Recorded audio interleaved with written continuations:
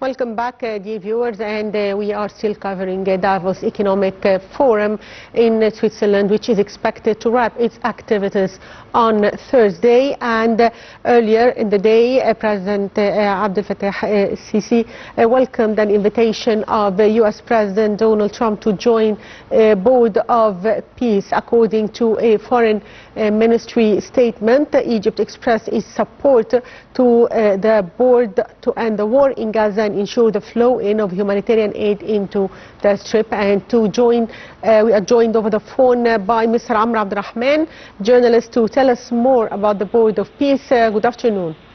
Well, good afternoon to you. Hello to you and to the dear viewers. So, Mr. Amr, what are the main aims of the Board of Peace?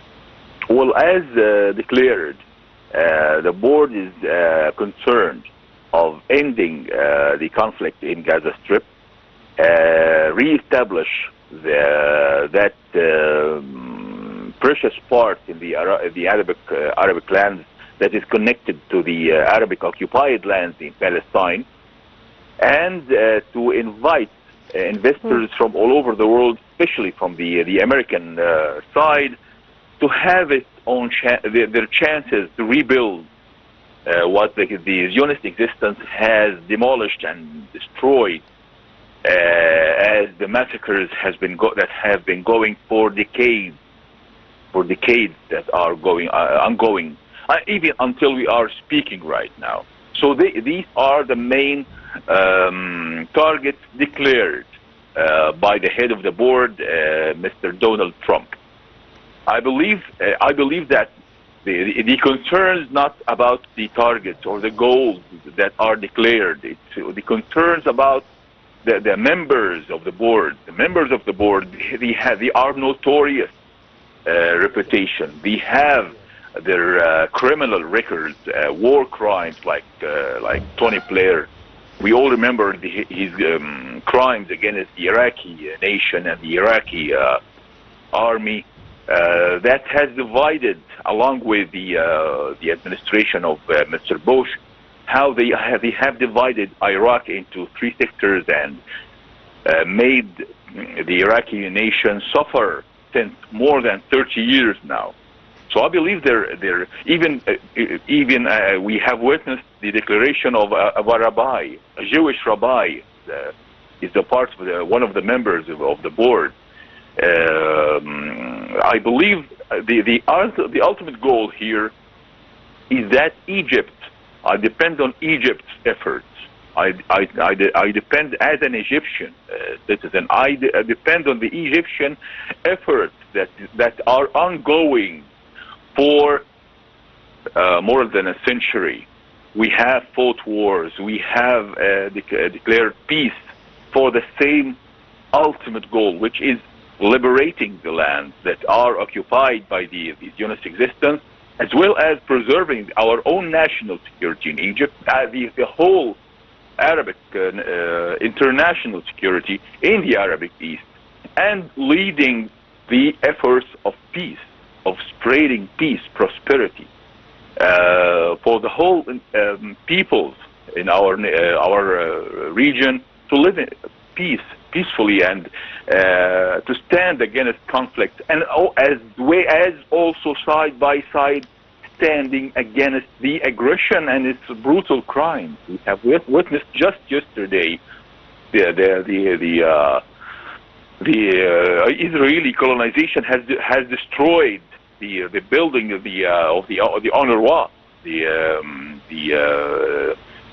that's connected to the only human international source for hope in Gaza Strip.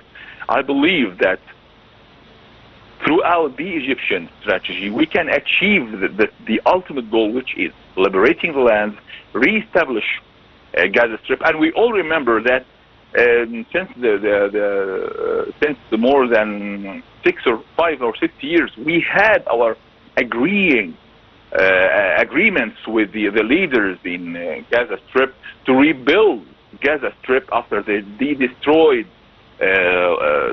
sector with a great agreement that was signed between Egypt and the leaders in Gaza Strip, that was 5 or 6 years ago. We were ready for that without any interference from the U.S. or other countries. So I believe I look suspicious, in a suspicious way towards that board. But in the meantime, I depend that the Egyptian leadership can never let go or hand over the responsibility that is connected to our own strategy, our own way of thinking, our own responsibility as a leading nation in the Arabic East and in the whole region. Yes, Mr. Amr, how do you see the importance of President Abdel al-Sisi's meeting with U.S. President Donald Trump on the sidelines of the forum? I believe that he has expressed those very same meanings I'm talking about. He expressed that we are standing behind the target, not with Trump or against Trump and his administration. We are standing by the target, the main target that we are concentrating on. This is the main strategy here, and this is what Mr. President Abdel al-Sisi has declared over and over again.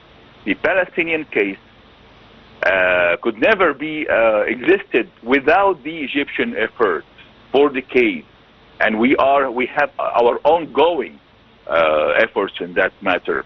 So I believe throughout coordination between Egypt and all of the world powers, we can have our ultimate goal achieved. So, Mr. Amr, also President Abdel al-Sisi welcomed the initiative of U.S. President to establish the Board of Peace to achieve peace and settle different disputes, expressing support for this initiative. The President also praised the role of U.S. President to stop the war in Gaza and the start of the second phase of Gaza peace, stressing on the importance of immediate start of the early recovery efforts as well as increasing humanitarian aid to the Strip. What's your take on this? Well, it goes without saying that without the Egyptian effort, that not just the American administration, but all of the leading administrations all over the world has praised and hailed and recognized in a very positive way. We had our own firm situation, no to transportations of or displacement of the Palestinians to our own land. On the other hand, preserving their own land, the Palestinian lands in Gaza Strip and in all of Palestine. So I believe those efforts were appreciated not just by Trump, even by the enemy, with all the Zionist enemy, of course, and of course the whole world. We have gained their respect and appreciation from the leaders of the world because we have one face, one strategy, one situation that should never be changed throughout administration.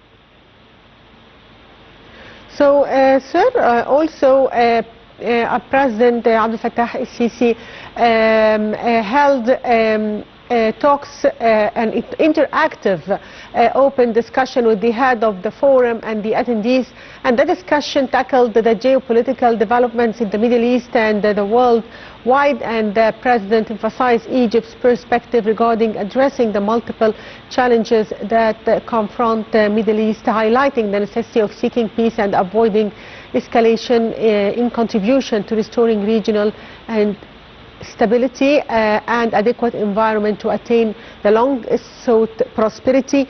And dear viewers, now we move to Davos, where a session entitled Energy, the Great Funding Gap started.